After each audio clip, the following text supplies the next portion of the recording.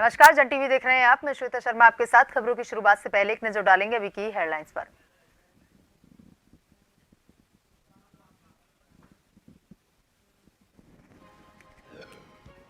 प्रधानमंत्री कृषि सिंचाई योजना में अनियमितताओं का मामला। कृषि एवं भूमि संरक्षण अधिकारी किए गए निलंबित। कृषि मंत्री बोले, किसी भी सूरत में भ्रष्टाचार को नहीं किया जाएगा बर्दाश्त। उत्तराखंड में कोरोना के नए वेरिएंट को लेकर अलर्ट मोड पर स्वास्थ्य विभाग। स्वास्थ्य मंत्री ने सभी अस्पतालों को निर्देश किए जारी, 10-10 बेड आरक्षित रखने को कहा।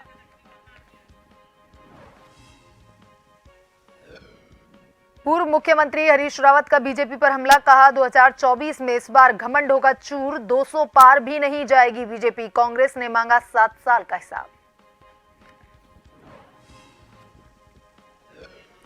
केरल से गंभीर अपराध को अंजाम देने आया रिजाज। जोली ग्राउंड पुलिस ने किया गिरफ्तार। लड़की के अपहरण की थी साजिश, तेजाब से जलाना चाहता था आरोपी। मैदानी इलाकों से लेकर पहाड़ों तक शीत प्रकोप जारी। 4 दिनों तक ठंड कम होने की संभावना नहीं। 9 जनवरी से हो सकती है बारिश और बर्फबारी।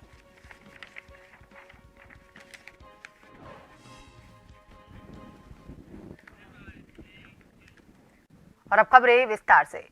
भाजपा संगठन की आज बैठक होने जा रही है और ये बैठक 2024 लोकसभा चुनाव का एजेंडा तय करने को लेकर की जा रही है।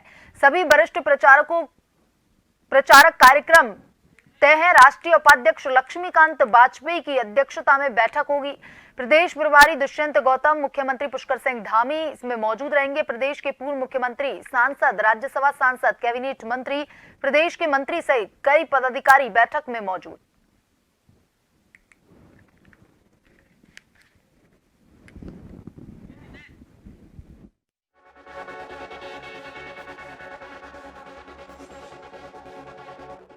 आयोजित की जा रही है और इस बैठक में 2024 लोकसभा चुनाव का एजेंडा तय किया जाएगा।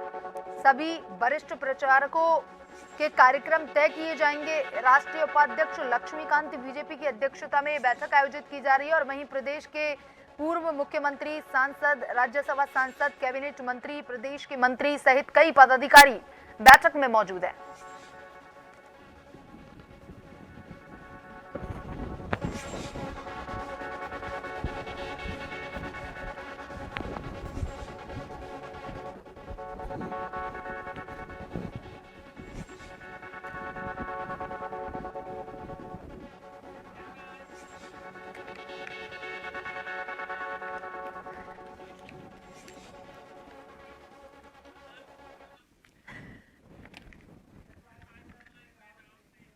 और इसी खबर पर ज्यादा जानकारी के साथ हमारे संवाददाता हिमांशु बरमोला हमसे जुड़ गए हैं। हिमांशु, देखिए, आज बीजेपी की लोकसभा चुनावों को लेकर एक अहम बैठक वहां पर आयोजित की जा रही है।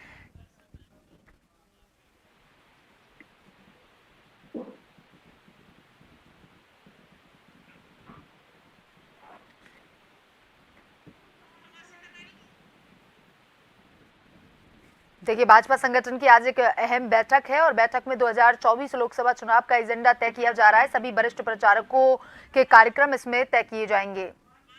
और इसी खबर पर ज्यादा जानकारी के साथ हमारे संवाददाता हिमांशु बरमोला हमारे साथ जुड़ चुके हैं। हिमांशु, देखिए, आज भाजपा संगठन की अहम बैठक जो है वो 2024 लोकसभा चुनावों को लेकर के आज की जा रही है। कौन कौन नेता मंत्री बैठक में इस समय मौजूद हैं?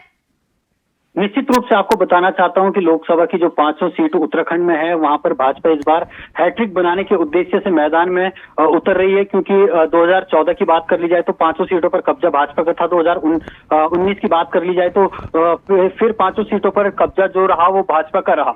अब जो भाजपा अपनी तैयारियों में कोई कसर नहीं छोड़ना चाहती और पार्टी का जो केंद्रीय नेतृत्व है वो लगातार यहाँ पर नजर बनाए हुए हैं। और इसी क्रम में आज की बात कर ली जाए तो जो भाजपा की प्रांतीय कोर कमेटी की बैठक है वो शुरू हो चुकी है और बैठक में चुनावी रणनीति को धार देने के लिए मंथन किया जा रहा है। और जो भाजपा के राष्ट्रीय उपाध्यक्ष हैं लक्ष्मीकांत वाजपेयी, राष्ट्रीय महामंत्री हैं और साथ ही साथ उत्तराखंड के जो प्रभारी हैं दुष्यंत कुमार गौतम और जो उत्तराखंड के सह प्रभारी है रेखा वर्मा, मुख्यमंत्री पुष्कर सिंह धामी और भाजपा के जो प्रदेश अध्यक्ष हैं महेंद्र भट्ट, इसके साथ ही साथ जो मंत्रिमंडल है धामी सरकार का, इस बैठक में उपस्थित है। और भाजपा की अगर प्रांतीय कोर कमेटी की बैठक की जाए तो उसमें 20 सदस्य हैं, लेकिन जो आज जो बैठक हो रही है, क्योंकि ये लोकसभा चुनाव को लेकर हो रही है, कोर कमेटी की भी बैठक है, तो इसमें जो धामी मंत्रिमंडल के सदस्य हैं उन्हें भी आमंत्रित किया गया है। और सबसे बड़ी बात यह है कि इस बैठक में जो है पूरे उत्तराखंड के सांसद मौजूद हैं, जितने भी भाजपा के यहाँ पर उत्तराखंड में पूर्व मुख्यमंत्री रहे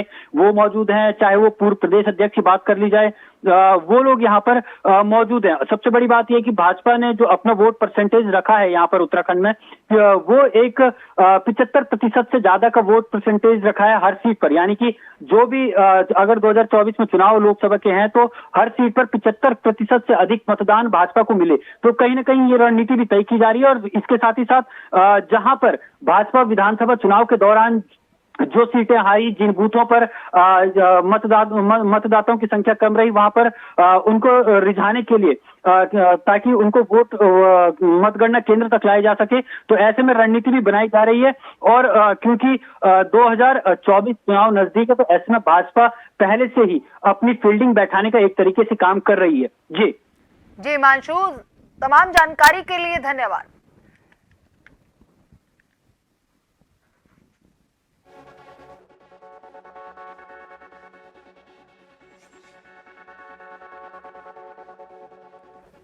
प्रधानमंत्री कृषि सिंचाई योजना में अनियमितताओं के आरोप में सरकार ने रायपुर के कृषि एवं भूमि संरक्षण अधिकारी राजदेव पवार को निलंबित कर दिया है। देहरादून की मुख्य कृषि अधिकारी लतिका सिंह से जवाब तलब किया गया है, जबकि डीजी कृषि एवं उद्यान रणवीर सिंह चौहान को न्याय पंचायत अधिकारी बीरेंद्र सिंह नेगी और रिटायर्ड विकासखंड प्रभारी विनोद दसमाना पर भी कार्रवाई के निर्देश दिए गए हैं। कृषि मंत्री गणेश जोशी ने कहा कि उत्तराखंड में भ्रष्टाचार को किसी भी सूरत में बर्दाश्त नहीं किया जाएगा। इसको लेकर पूर्व मुख्यमंत्री हरीश रावत ने कहा कि इस घोटाले की जड़ें बहुत गहरी हैं।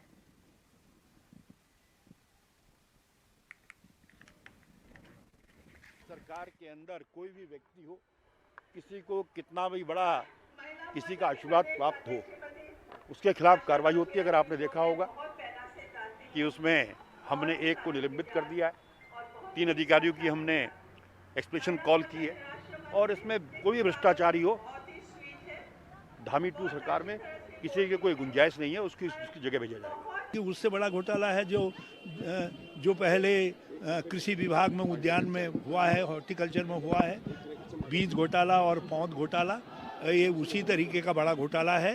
और इस घोटाले की जड़ें बड़ी गहरी हैं, और ये कुछ लोगों को, छोटी मछलियों को जो है दंडित करके जो बड़ा मगरमच्छ हैं, जो बड़े मगरमच्छ हैं, उनको बचाने की कोशिश हो रही है।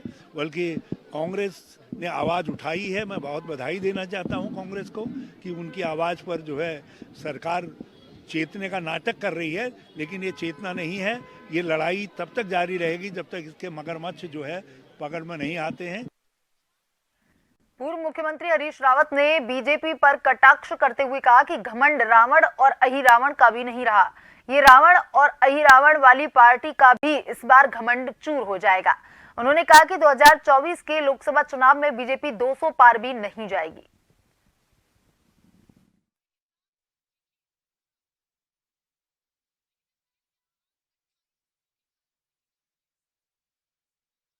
रावण का भी नहीं रहा, अहिरावण का भी नहीं रहा, तो ये जो रावण अहिरावण वाली पार्टी है, इसका घमंड जो है इस बार चूर हो जाएगा।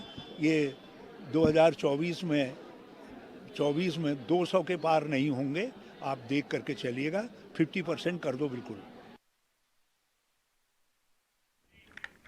पिछले दिनों पीडब्ल्यूडी विभाग द्वारा सड़कों को गड्ढा मुक्त करने के लिए ऐप तो शुरू कर दिया गया, लेकिन अब उस पर शिकायतें आ रही हैं कि विभाग निस्तारता ही नहीं कर पा रहा। इस लेकर अब विभाग की ओर से अजब गजब बहानेबाजी की जा रही है। पीडब्ल्यूडी मंत्री सतपाल महाराज ने कहा कि इस ऐप पर ज्यादातर शिकायतें ग्रामीण सड़कों की आ रही हैं, जबकि इसके अंदर ग्रामीण सड़क नहीं थी।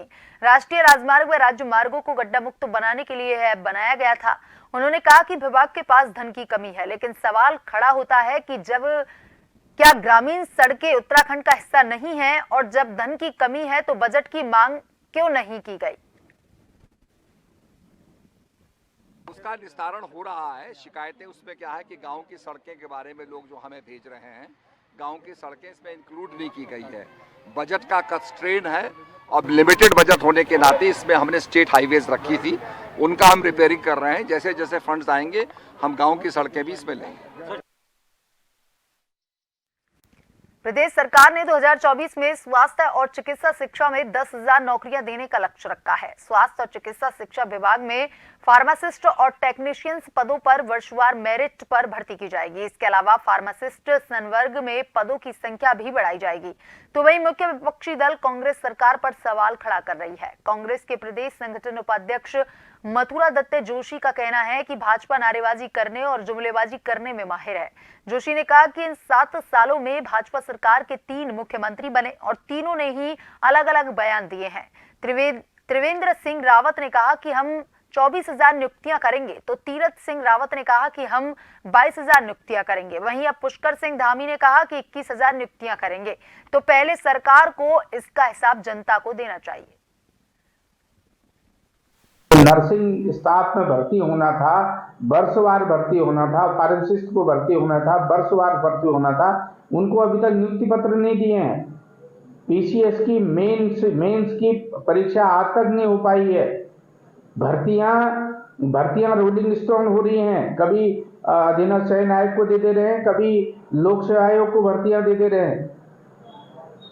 ये जुमलेबाजी करना, नौटंकी करना बंद करे सरकार। नौजवानों के हित में सोचे, बेरोजगारों के हित में सोचे, उत्तराखंड के जो मूल निवासी हैं उनके हित में सरकार को सोचना चाहिए। उनके बलबूते पर ये कोविड के नए वेरिएंट JN1 को लेकर उत्तराखंड में स्वास्थ्य महकमा पिछले दिनों से पूरी तरह अलर्ट मोड पर नजर आ रहा है। ऐसे में प्रदेश में व्यवस्थाएं दुरुस्त हों, इसको लेकर स्वास्थ्य मंत्री डॉक्टर धन सिंह रावत ने कहा कि कोविड को देखते हुए हमने सभी अस्पतालों में 10-10 बेड आरक्षित रखने के निर्देश दिए हैं, ताकि जरूरत पड़ने पर कोविड मरीजों को तत्काल उचित उपचार मिल सके।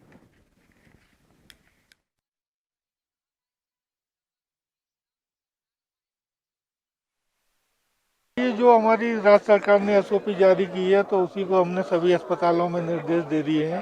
पर्याप्त मात्रा में हमारे पास बेड भी आरक्षित कर दिए गए हैं। ऑक्सीजन तथा ऑक्सीजन कंसंट्रेटर की समुचित व्यवस्था कर ली गई है। अभी तक केवल 2 ही केस जनपद में पॉजिटिव आए हैं, तो हमने उसके लिए टेस्टिंग बढ़ाने के लिए भी सभी अस्पतालों को निर्देश दिए हैं।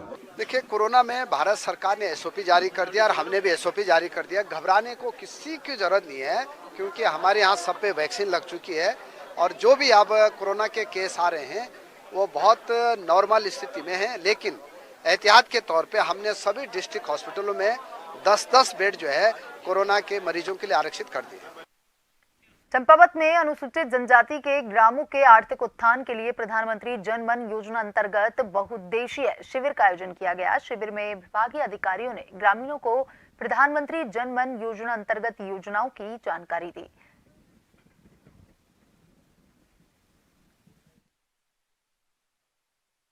यहाँ पर आज शिविर लगाया गया। इसका उद्देश्य ये था कि जो हमारे 11 इंटरवेंशंस हैं, जिसमें आवास है, सड़क है, पेयजल है, बिजली है, जो आवासीय हॉस्टल है, इसके अतिरिक्त स्वास्थ्य सुविधाएं हैं और आजीविका संबंधी विभिन्न इंटरवेंशन के लिए काउंटर्स लगाए गए। सभी विभागों के अधिकारी यहाँ उपस्थित थे और यहाँ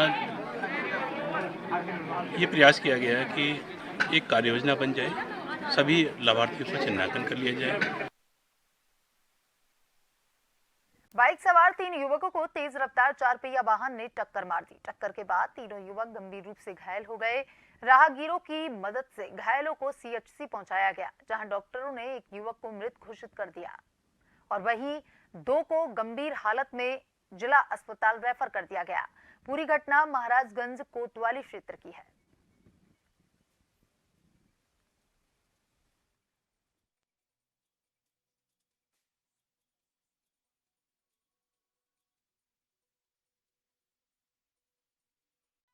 जोशीमठ से तकरीबन 16 किलोमीटर की दूरी पर तपोवन गांव 2 किलोमीटर आगे एक ऐसा पर्यटक स्थल मौजूद है जहां पर 12 महीने जमीन के अंदर से गर्म पानी निकलता है। आजकल यहां पर्यटकों की लंबी तादाद देखने को मिल रही है।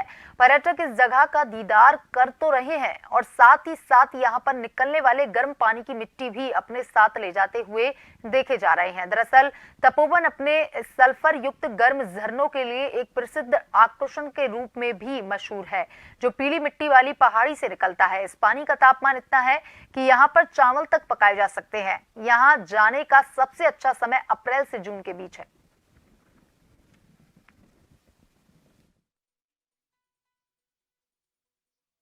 मैं आई तो मुझे तो इतना सरप्राइज हुआ, मैंने सोचा भी नहीं था कि ऐसा पॉसिबल है।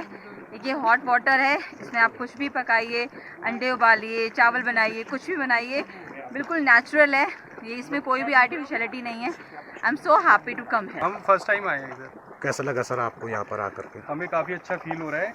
आप देखिए इधर, ये बिल्कुल ऐसा लग रहा है कहीं से भगवान ने कोई आशीर्वाद दे रहे हैं हमें। एक पूरा एक कहते हैं स्किन को एक नेचुरल जो है हमें क्या बोलते हैं तो therapy, natural therapy, water therapy कह सकते हैं, वो मिल रही है खड़े खड़े।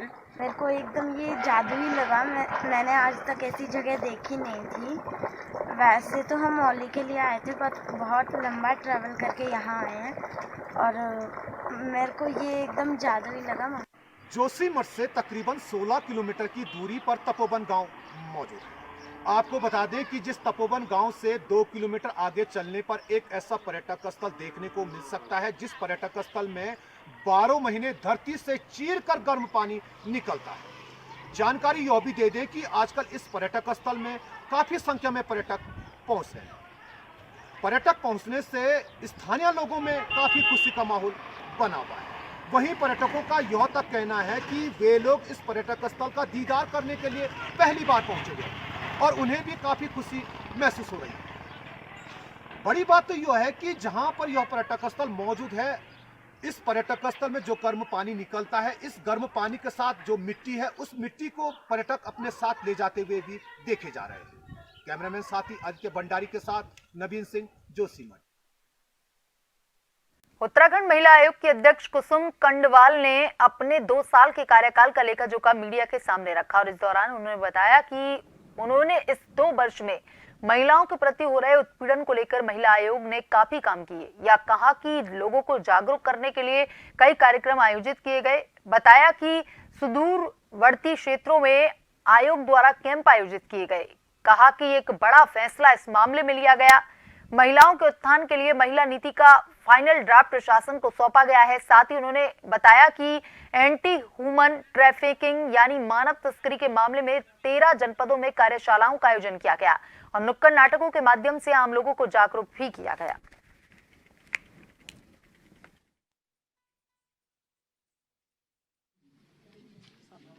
वो नीति बनी इसलिए है क्योंकि उत्तराखंड का बहुत बड़ा क्षेत्र पहाड़ी क्षेत्र है, जहाँ की वास्तव में आधी आबादी ही रहती है, क्योंकि पुरुष तो बाहर रहते हैं, कोई फौज में है, कोई किसी दूसरे पेशे में है। तो महिलाएं उत्तराखंड की जो पहाड़ में रह रही हैं उनको लेकर और जो प्लेन की जो हमारी महिला सभी को लेकर ये नीति बनी है। विशेषकर उत्तराखंड को हमने केंद्र बिंदु, विशेषकर जो हमारा पहाड़ी क्षेत्र है उसको केंद्र बिंदु हम लोगों ने बनाया है।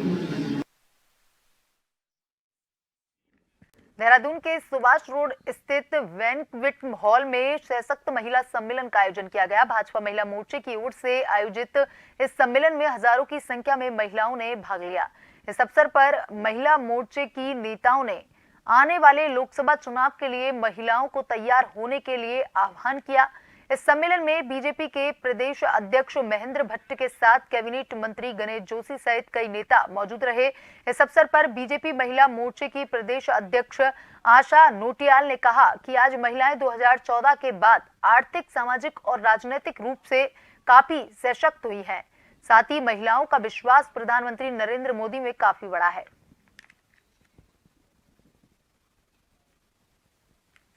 हजार महिलाएं हैं और आज सशक्त बहना सम्मेलन यहाँ पर किया जा रहा है देहरादून में। और हम लोग इसलिए ये सम्मेलन यहाँ पर कर रहे हैं कि सभी बहनों को मतलब मोदी जी के कार्यकाल में जिस तरह से 2014 के बाद महिलाएं सशक्त हुई हैं इस देश में और हमारे राज्य में भी, तो निश्चित तौर पर एक सशक्त बहना सम्मेलन यहाँ पर हम लोगों के द्वारा किया गया है। देहरादून में सशक्त महिला सम्मेलन का आयोजन हुआ और इसमें अलग अलग पूरे जिले से तो आई ही, लेकिन आसपास के भी हमारे जो डिस्ट्रिक्ट है वहाँ से महिलाएं आई हैं। और महिला सम्मेलन इसलिए किया गया क्योंकि सबसे जब हमने पूछा, और जब हम ग्रामीण जगह भी जाते हैं वहाँ भी पूछते हैं कि आप किस पर भरोसा करते हैं, अगर आप एक बार एक महिला को कहेंगे तो शायद वो अपने परिवार के व्यक्ति के बजाय वो नाम लेती है केवल प्रधानमंत्री जी का, वो नाम लेती है मोदी जी का। लोहाघाट के एनसी भवन में शनिवार को लोहाघाट ब्लॉक के कांग्रेस कार्यकर्ताओं का सम्मेलन आयोजित किया गया, जिसमें लोहाघाट ब्लॉक के दूर दूर क्षेत्रों से कांग्रेस कार्यकर्ता व पदाधिकारियों ने प्रतिभाग किया। कांग्रेस के पूर्व प्रांतीय उपाध्यक्ष भागीरथ भट्ट की अध्यक्षता और भुवन चौबे के संचालन में हुए सम्मेलन में प्रतिभाग किया। लोहाघाट विधायक खुशहाल सिंह अधिकारी ने समस्त कांग्रेस जनों को धन्यवाद देते हुए एकजुट होने का आह्वान किया और साथ ही विधायक अधिकारी ने कहा कि सम्मेलन का उद्देश्य कांग्रेस कार्यकर्ताओं को एकजुट करना और आपस में मुलाकात करना है।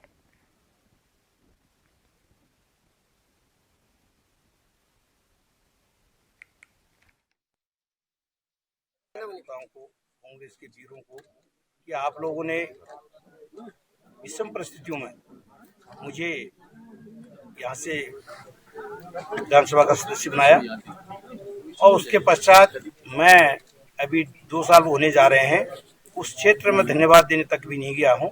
तो उसके कारण जानने के लिए कार्यकर्ताओं ने कहा कि आज हम आपसे बातचीत करते हैं, उसके लिए यहाँ पर आए थे और हमने अपनी पीड़ा उनको सुनाई और उन्होंने अपनी बातें मुझे सुनाई और मेरी बातों से संतुष्ट होकर उन्होंने कहा कि आप कोर्ट से निजात हों, उसके बाद क्षेत्र का भ्रमण करें। इसी वजह से ये आज की बैठक बहुत की गई थी। सिंह बोरा जी को कि प्रमुख रहे हैं तो वहाँ पर थोड़ा बहुत ये अपना काम कर लेते हैं, वहाँ पर ज़्यादा ध्यान देते हैं और पार्टी के अलावा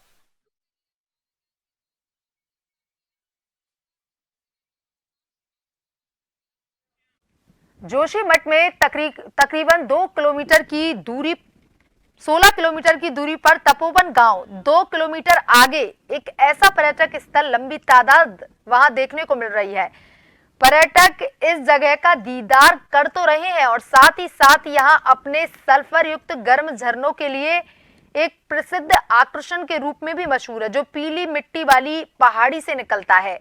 इस पानी का तापमान इतना है कि यहाँ पर चावल तक पकाए जा सकते हैं। यहाँ जाने का सबसे अच्छा समय अप्रैल से जून के बीच है।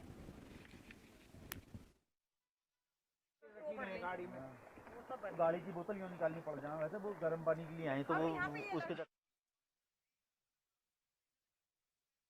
गर्म पानी के काम कर रहे। मैं आई तो मुझे तो इतना सरप्राइज हुआ, मैंने सोचा भी नहीं था कि ऐसा पॉसिबल है।